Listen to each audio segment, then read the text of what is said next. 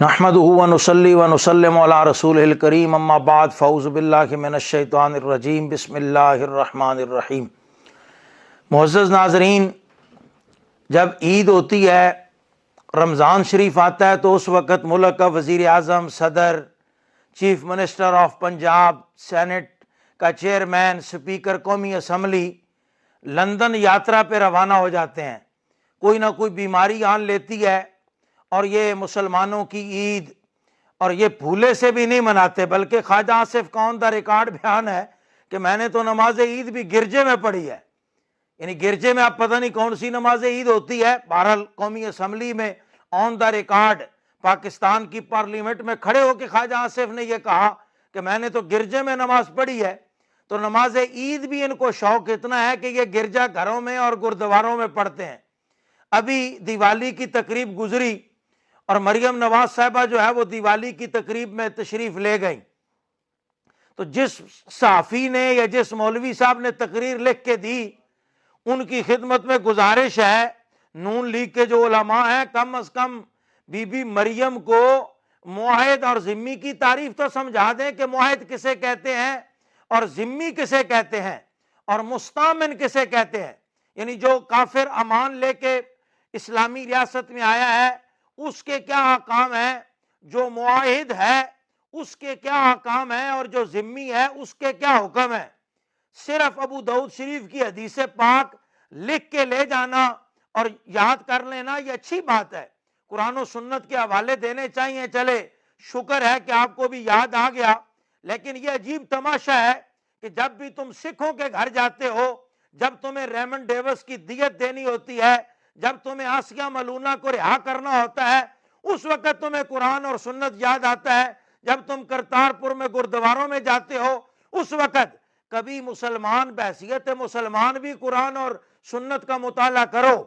اور یہ مریم be be آپ مفتی نہ بنے، مفتی صاحب آپ بن گئی ہیں سنن ابو داؤد کی حدیث پڑھ کے جناب کہ یہ ابو داؤد شریف کی حدیث ہے، حضور نے فرمایا، تو یہ ہمیں پتہ ہے، علماء کو بھی پتہ ہے کہ معاہد کے کیا احکام ہیں، ذمی کے کیا احکام ہیں، اور جو مستامن ہے اس کے کیا احکام ہیں۔ یہ کوئی آپ نے بڑا تیر اور مارکا نہیں مارا، لیکن آپ اسلام کو اسلام رہنے دیں۔ یہ کون سی حدیث میں ہے، کوئی بی بی حدیث پڑھ کے سنانا کہ جہاں یہ ہو کہ جو اقلیت ہے، مینورٹیز ہیں، وہ اقلیت نہیں، وہ مینورٹیز نہیں، وہ ہمارے سر کا تاج ہے۔ ہندو گائے کا پیشاب پیتے ہیں، مریم تیرے وہ سر کا تاج ہے۔ قادیانی تمہارے سر کا تاج ہے، تمہارا باپ کہتا ہے ہمارے بہن بھائی ہیں، وہ کہتا ہے ہندوؤں کے خدا میں اور ہمارے خدا میں فرق نہیں ہے، اور تم کہتی ہے جی وہ رب المسلمین نہیں، رب العالمین ہے۔ تو یہ کس نے کہا کہ وہ رب العالمین نہیں؟ پیدا اس نے سب کو کیا، وہ رب العالمین ہے۔ روٹی روزی بھی وہ سب کو دیتا ہے، رزق بھی وہ سب کو عطا کرتا ہے، زندگی اور موت بھی وہ سب کو عطا کرتا ہے۔ لیکن اس نے قرآن میں ارشاد فرمایا، ان الدین عند اللہ الاسلام۔ اس نے یہ فرمایا قرآن میں کہ رب کے ہاں پسندیدہ دین صرف اسلام ہی ہے۔ بی بی کبھی اس کو بھی پڑھو، اور کبھی یہ آیتیں بھی پڑھو، یا ایھا النبی جاہد الکفار والمنافقین واغلظ علیہم۔ تمہاری زبان گنگی ہے، فلسطین کے 45,000 مسلمان شہید ہو چکے، 1,00,000 مسلمان زخمی ہیں۔ تم نے جو اشتہار بھی فلسطین کی مدد کے لیے دیا، تم نے اور تمہارے چچا نے، ڈرتے ہوئے بزدلوں، تم نے اس اشتہار میں بھی اسرائیل کا نام نہیں لکھا، اور تقریریں کرتے ہو کہ مینورٹیز ہمارے سر کا تاج ہے۔ بے شرمو، تمہیں 45,000 بچے، بہنیں، مسلمان تڑپتے لاشیں نظر نہیں آتے، اور ہندوؤں کے مندروں میں جا کے کہتے ہو یہ ہمارے سر کا تاج ہے، سکھوں کے پاس جا کے کہتے ہو یہ ہمارے سر کا تاج ہے۔ تو نے 1400 خاندانوں کو 15,000 عیدی دی۔ بی بی کبھی تقریر میں یہ بھی بتا کہ کتنے غریب مسلمانوں کو عیدی دی ہے۔ تم تو برابری کا حق بھی نہیں دے رہے۔ تم نے بات سچی کی ہے، تمہارا دل ہندوؤں کے ساتھ ہے، تمہارا دل مشرکین کے ساتھ ہے، تمہارا دل قادیانیوں کے ساتھ ہے، اسی لیے ان کے ساتھ تمہارا دل دھڑکتا ہے، اور تمہیں سکون بھی وہی ملتا ہے۔ مسلمانوں کی تمہیں کیا پرواہ ہے، اسلام کی تمہیں کیا پرواہ ہے، اور تم مذہبی ٹچ دے دے کے اور جناب یہ کہتے ہو کہ جناب ہم یہ ہیں۔ شیعوں کی محفل میں جاتی اہل تشیع کی کہتی ہے جی میں فلاں ہوں، جب دوسری جگہ پہ جاتی ہے کہتی ہے میں مذہبی خاندان سے ہوں، سکھوں کے پاس جاتی ہے کہتی ہے جی میں سکھوں سے بہت پیار کرتی ہوں، ہندوؤں کے پاس، وہ کوئی اپنی شناخت بھی تو رکھو کہ تم مسلمان ہو۔ بی بی تمہیں کس نے کہا ہے کہ کافروں کو حق نہ دو؟ کافروں کے جو حق ہے وہ ہمیں پتہ ہے۔ ظاہر ہے سنن ابو داؤد کو تو نے پہلی دفعہ تو نہیں پڑھی کہ سنن ابو داؤد کی حدیث تو نے پڑھی، تجھے بھی تو کسی مولوی نہیں لکھ کے دیا نا۔ تو جن علماء نے سنن ابو داؤد پڑھی ہے ان کو پتہ ہے، اور کم از کم حدیث پڑھنی تھی تو جس عالم نے لکھ کے دی، جس صحافی نے لکھ کے دی، اس کی منت بھی کر لیتی کہ یہ بتاؤ تو صحیح کہ یہ ہندو معاہد ہے یا ذمی ہے، ان کی شرعی اصطلاح کیا ہے۔ اور تو بڑی گمبھیر ہو کے میرے سر کا تاج ہے۔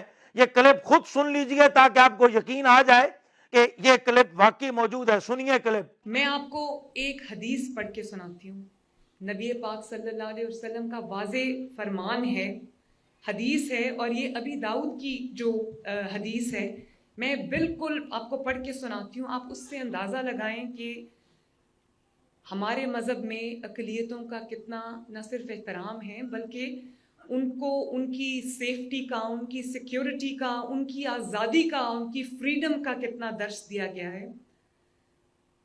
نبی صلی اللہ علیہ وسلم نے فرمایا، خبردار جس کسی نے کسی معاہد یعنی کہ اقلیتی فرد پر ظلم کیا یا اس کا حق غصب کیا یا اس کو تکلیف دی یا اس کی رضا کے بغیر اس سے کوئی چیز لی تو بروز قیامت میں اس کی طرف سے جھگڑوں گا۔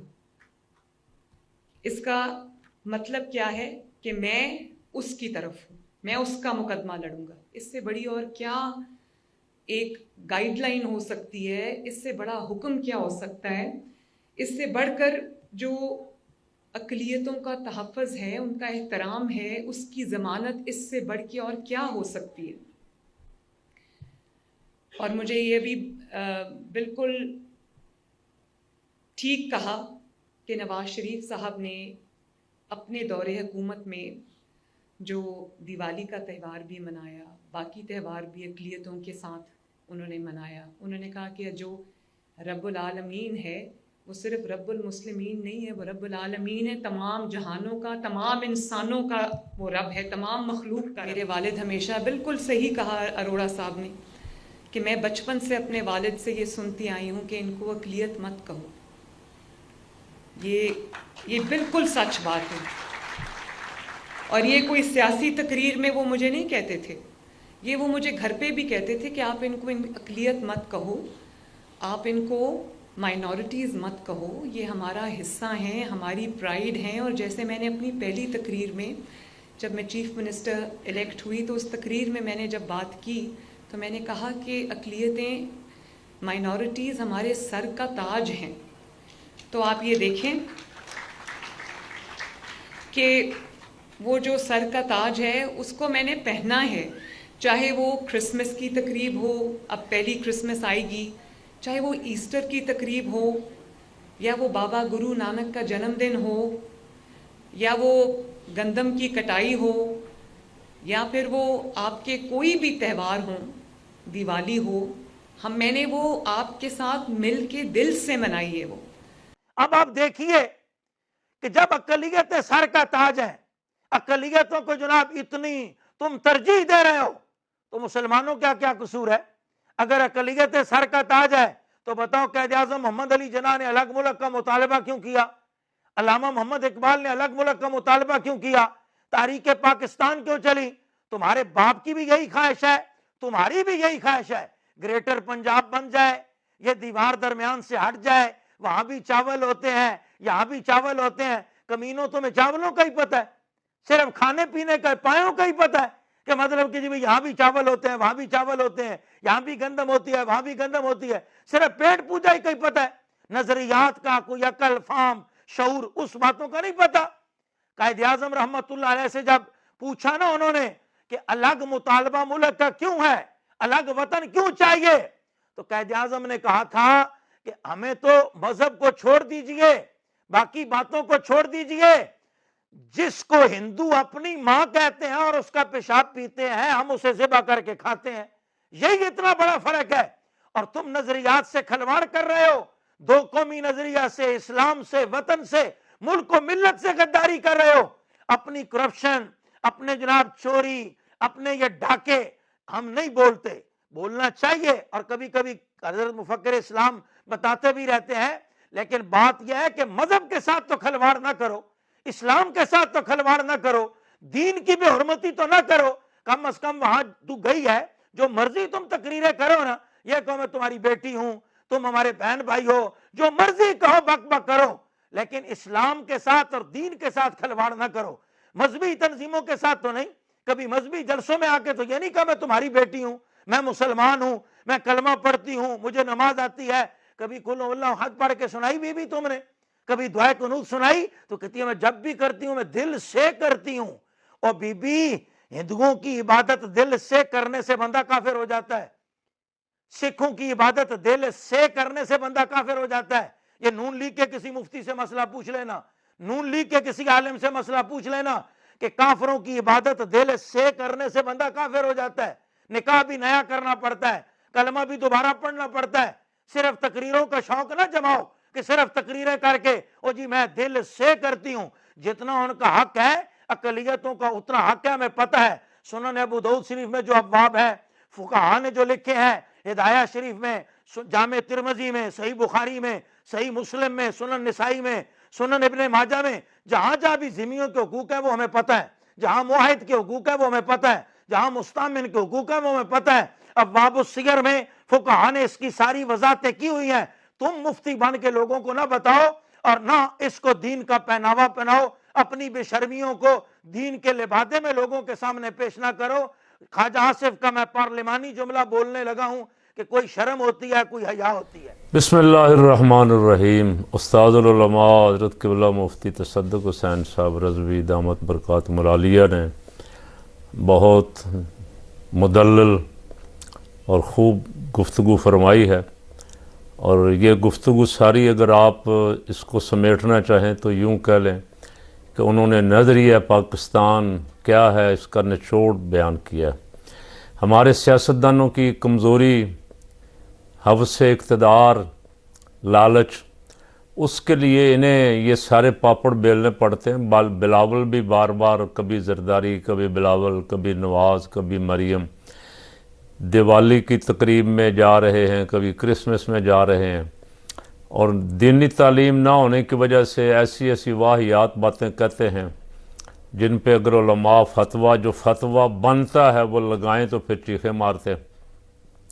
کہتے ہیں دیکھو جی یہ مولوی بڑے انتہا پسند ہیں، یہ مولوی بڑے متشدد ہیں. علماء کا کام تو دین بیان کرنا ہے نا، اور الحمدللہ ہر دور میں علماء حق نے اسی طرح جس طرح مفتی صاحب نے آج فرمایا، علماء حق نے ہر دور میں ان حکمرانوں کو روکا بھی ہے، ٹوکا بھی ہے. اگر نہ علماء ان کو روکیں اور ٹوکیں تو یہ ساری حدیں کراس کر جائیں. ان کو صرف اقتدار چاہیے. یہ میں نے پہلے عرض کیا، نواز شریف پہنچا ہوا وہاں خوش کرنے کے لیے ان کو جن کے بارے میں حکم ہے لا تتخذوا اليہود والنصارى اولیاء، ان کو دوست نہ بناؤ، ان کو فنڈنگ کرنے کے لیے پہنچا ہوا ہے، کوئی منت ترلا کرنے کے لیے پہنچا ہوا ہے. تو یہ نظریہ جس پاکستان پہ یہ حکومت کرتے ہیں، اللہ ان کو سمجھ عطا فرما دے کہ اس نظریے کے لیے لاکھوں افراد نے جانیں قربان کی. اس نظریے کے لیے ہمارے بزرگوں نے پہرا دیا ہے بڑا. یہ بس تھوڑا سا واہ واہ کروانے کے لیے کوئی عالم جو جانتا ہے دین کو، ظاہر ہے وہی عالم ہے، کوئی عالم بھی یہ نہیں کہتا کہ عیسائیوں کو ان کے حقوق نہ دو، ہندو جو یہاں بس رہے ہیں ان کو ان کے حقوق نہ دو، جو سکھ یا پارسی یہاں بس رہے ہیں ان کو ان کے حقوق نہ دو، بلکہ سب سے زیادہ ان کے حقوق کے علمبردار وہ علماء ہی ہوں گے جو دین کو جانتے اور سمجھتے ہیں. ان پہ جو ظلم ہو رہا ہے یہ کر کون رہا ہے؟ اقتدار میں تو آپ ہی ہیں. اب 35-40 سال ہو گئے جب سے ہم نے ہوش سنبھالا تھا، اس وقت سے آپ کو دیکھ رہے ہیں. کبھی زرداری، کبھی بے نظیر، کبھی نواز شریف، کبھی شہباز شریف، دونوں خاندان ہی ہیں نا. تو یہاں اقلیتوں پہ اگر کوئی ظلم ہوتا ہے تو اس کی ذمہ داری میرے اوپر ہے. میٹھا میٹھا ہپ اور کڑوا کڑوا تھو، جو اچھا ہے وہ تمہارے لیے ہے، جو برا ہے وہ یہاں جو رکھی ہوئی ہیں خواتین مریم صاحبہ نے، وہ کہتی ہیں جی یہ عورتیں تو ہماری ریڈ لائن ہیں۔ کل جس طرح مار پڑی یہاں نرگس کو، اس کے خامد نے مارا، اور رات تک کل تک کوئی ایف آئی آر بھی درج نہیں ہو سکی۔ اب پوچھا گیا کہ کیا حکومت ہے عورت کی جس میں ابھی تک ایف آئی آر بھی درج نہیں ہو سکی، تو کہا گیا جی انہوں نے درخواست نہیں دی۔ کوئی ظالم کسی کو مظلوم کو مار مار کے مار بھی دے تو یہ درخواست کا انتظار کریں گے۔ کالجوں سکولوں کی طالبات سراپا احتجاج بنی ہوئی ہیں، ان کو کوئی اس کی فکر نہیں، ان کو اقلیتوں کی کریں فکر، اقلیتوں کی بھی کون روکتا ہے، لیکن جن کے لیے پاکستان بنا تھا، جن کی وجہ سے آپ اقتدار میں ہیں، اب کوئی تھوڑا بہت شرم حیا کریں کہ ان کا بھی کوئی حق ہے۔ وہ تو اپنے بچے نہر میں پھینکیں، بجلی کے بلوں کے خوف سے ڈر کے اپنا گھر کا سامان بیچیں، دروازے کھڑکیاں اتار اتار کے بیچیں، اور کسی کے کان پہ جوں تک نہ رینگے۔ اور سکھوں کی آپ کو فکر ہے، فکر کریں، لیکن اپنی رعایا کی ساری کی فکر کریں۔ مفتی صاحب نے اسی طرف متوجہ کیا ہے۔ اب میں بھی جو بیٹھے ہوئے ہیں ان سے کئی دفعہ کہہ بیٹھا ہوں کہ وقت بہت تھوڑا ہے، یہ 30-35 سال بھی تو گزر ہی گئے ہیں نا، یہ آپ 5 سال بھی نکال جائیں گے تو جب آپ 5 سال کے بعد فارغ ہوں گے تو آپ کو لگے گا ہم تو کل ہی بیٹھے تھے۔ میاں صاحب پچھلی دفعہ جب آئے تھے 2013 میں، تو 2015 میں ایک دن میاں صاحب نے فرمایا، اچھا پہلے کہتے تو یہ ہیں کہ ہم بڑے تجربہ کار ہیں، لیکن میاں صاحب نے 2015 میں جا کے فرمایا کہ مجھے تو سمجھ نہیں آ رہی کہ کریں کیا۔ یعنی ان کو 35-40 سال ہو گئے ہیں اقتدار میں، ان کو سمجھ ہی نہیں آ رہی کہ ملک کو آگے کیسے لے جانا ہے، کرنا کیا ہے، عوام کو ظلم سے کیسے بچانا ہے۔ کل رات یا پرسوں میں دیکھ رہا تھا، ایک ٹکر چل رہا تھا ایئر وائی پہ کہ کراچی میں 1 سال کے اندر کو 359 بندوں کا قتل ہو چکا ہے موبائل چھیننے کے لیے۔ ڈاکوؤں نے موبائل مانگا، اس نے نہیں دیا، گولی مار کے چلے گا۔ بلاول ناچتا پھرتا ہے، بلاول جھوٹے خواب دکھا رہا ہے لوگوں کو، یہ مسلمانوں کو بھی خواب دکھا رہے ہیں اور عیسائیوں اور سکھوں کو بھی خواب دکھا رہے ہیں۔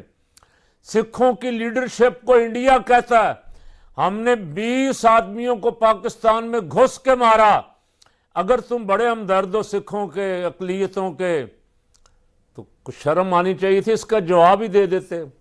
اس کا جواب دینے کی بھی توفیق نہیں ہوئی اس وزیر بے حیا اور بے شرم کو جو وزیر دفاع ہے، ایک جواب بھی انڈیا کو دینے کی جرت ہی نہیں ہوئی۔ یہ اتنے دلیر اور بہادر ہیں، اس لیے سوچنے سے پہلے، بولنے سے پہلے سوچا کریں اور تولا کریں۔ ایسے جو منہ میں آیا، بہت سارے سرکاری مولوی تو ڈیوٹی پہ ہیں نا، حدیثیں تلاش کر کے لکھ دیتے ہیں، ان کا معنی مطلب تشریح کچھ پتہ نہیں ہے کہ کیا ہے، اور محترمہ بیان کر رہی ہیں کھڑی ہو کے، ننگے سر کھڑی ہو کے حدیث بیان کر رہی ہیں۔ محترمہ کو کوئی عالم، کوئی مفتی کوئی اتنا ہی بتا دے کہ دوپٹہ صرف یہاں تک سر کی تھوڑی چوٹی تک رکھنا ہے، سارا سر ننگا رکھنا ہے، یہ شریعت کا حکم ہے۔ یہ ابو داؤد شریف میں پڑھا محترمہ نے۔ پہلے خود اسلام پہ عمل تو کرو، پھر لوگوں کو اسلام کی مثالیں دو۔ اللہ تعالی ہدایت نصیب فرمائے ہمارے حکمرانوں کو اپنی رعایا کے ساتھ، رعایا میں جو بھی ہیں ان کے حقوق ان کو، اور جو اکثریت ہے اس کے حقوق تو غصب کیے بیٹھے۔ اکثریت نے بنایا، کسی کو تھا قابض، کوئی ہو گیا۔ ظلماً اقتدار پہ قبضہ کرنے والے جو ہیں وہ اقلیتوں کو حقوق دینے کا دعویٰ کر رہے ہیں۔ اللہ کرے وہ اپنی رعایا کو جو ان کا حق ہے واپس لوٹا دیں۔